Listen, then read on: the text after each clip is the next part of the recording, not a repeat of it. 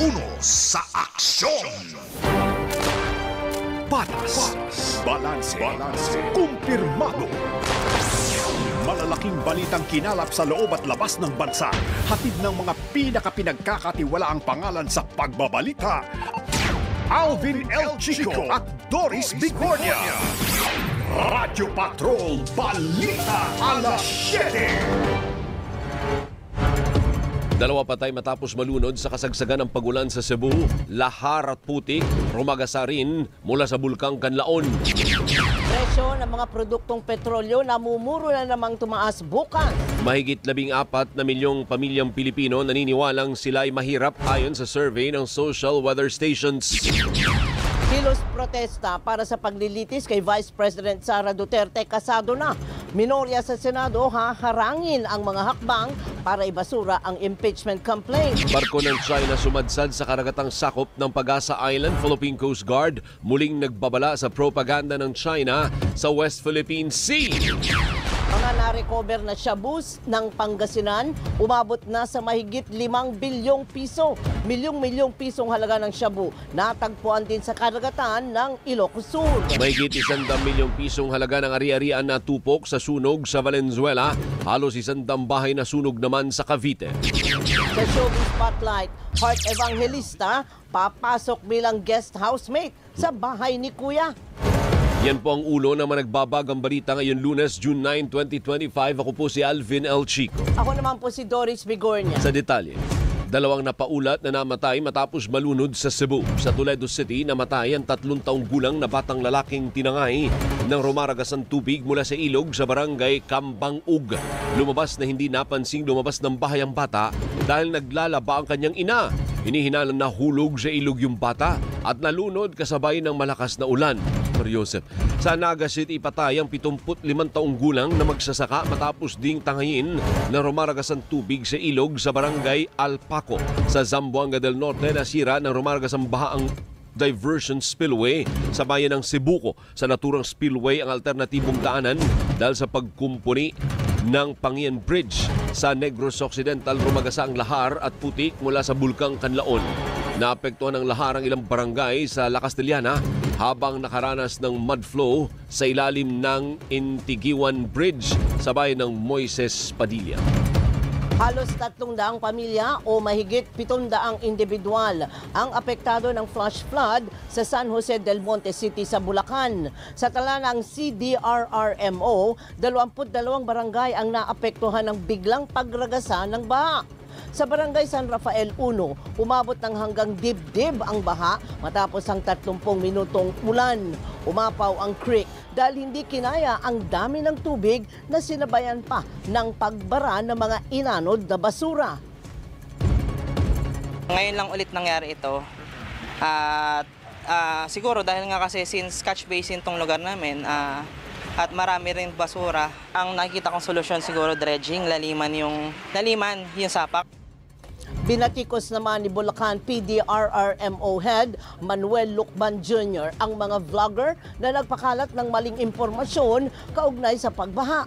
Kasunod dito ng pagkalat ng mga peking content na nagdulot ng kalituhan sa mga residente sa Bulacan. Nilinaw ni Lucban na bagamat malakas ang ulan noong Sabado, hindi totoong umapaw ang lahat ng ilog at maraming naapektuhan ng pagbaha.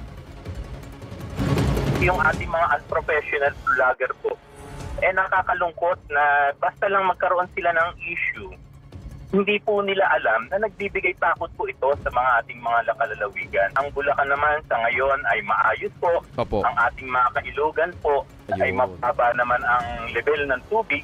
Ang ating mga dams po ay mababa rin po. Yan. At hindi naman po nagpapakawala. Sa ngayon, patuloy na binabantayan ang low pressure area sa bahagi ng Bacnotan, La Union. Ayon sa Pag-asa, posibleng bagyo ang LPA at tatawaging Auring. 9 na minuto makalipas sa ikapito ng umaga, nire-resolba na ng Department of Energy ang krisis sa kuryente sa probinsya ng Siquijor. Kasunod po ito ng deklarasyon ng State of Calamity sa probinsya para magamit ang Quick Response Funds sa pagbili ng mga generator.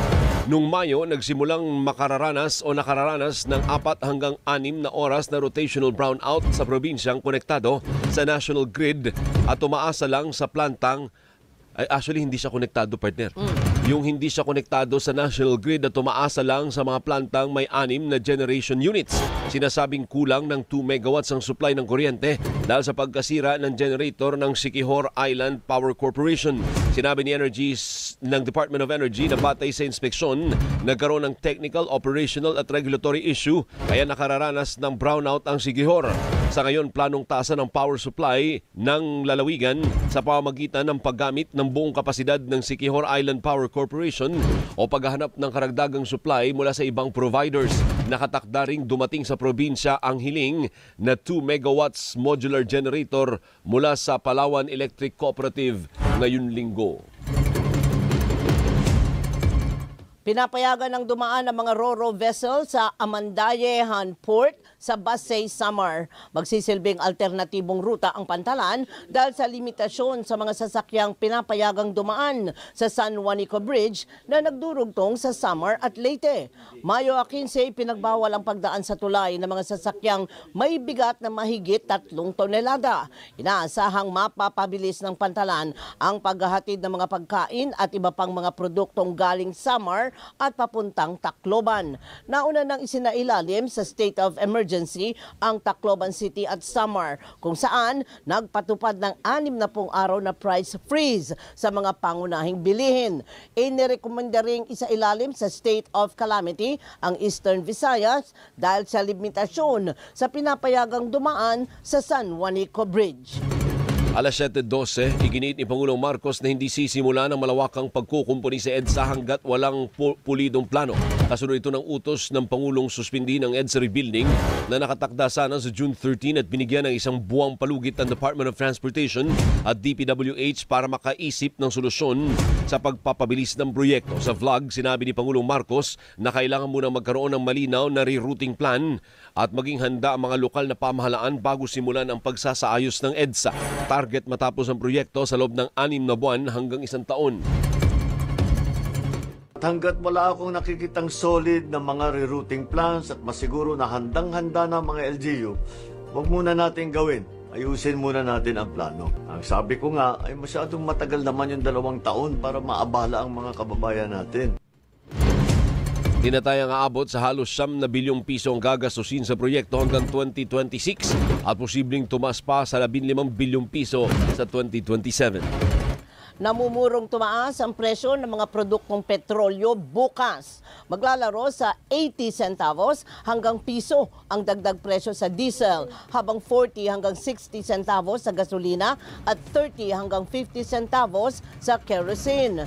Bunso dito ng palitan ng atake ng Russia at Ukraine. Gayon din ang nuclear deal sa pagitan ng Amerika at Iran at nangyaring wildfire sa Canada. Simula noong Enero, halos 5 piso na ang net increase sa kada litro ng diesel at gasolina.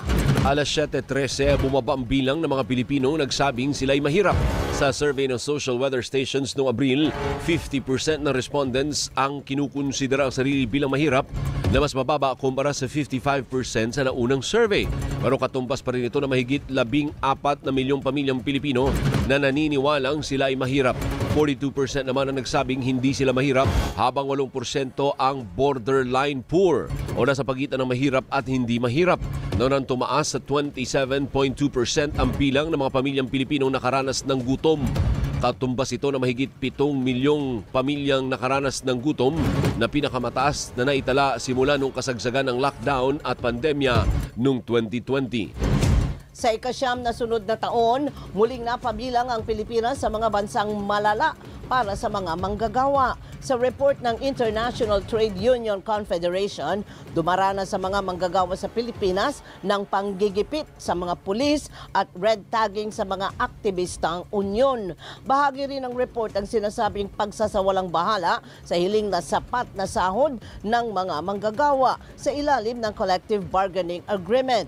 Sa gradong 1 to 5 plus, nakakuha ang Pilipinas ng 5 o walang garantiya ng karapatan para sa mga manggagawa. Kasama ng Pilipinas sa top 10 ang Bangladesh, Myanmar, Belarus, Nigeria, Ecuador, Egypt, Tunisia, Eswatini at Turkey. Halos karamihan po ng mga manggagawa sa atin is mababa yung sahod. Then ginugusto nila na mag-abroad upang makatulong sa pamilya nila. Kinwestiyon ni Labor Secretary Bienvenido Laguesma ang report dahil hindi isinama ang sincere effort o hakbang ng pamahalaan para maresolba ang iba't ibang issue ng mga manggagawa simula noong 2009. Aminado ang Department of Education na hindi magandang implementasyon ng senior high school. Sinabi ni Education Secretary Sani Angara na masyadong maraming subject sa grade 11 at grade 12 kaya hindi nakapili ang mga estudyante. Dahil dito, puspusan ang paghahanda sa pilot implementation ng bagong senior high school curriculum sa mga piling paralan. Sa bagong curriculum, 5 na lang ang core subjects mula sa 15 subjects sa kada semestre. Nauna nang inihain sa Senado ang panukalang layong alisin ang senior high school dahil sa kabiguang makalikha ng mga graduates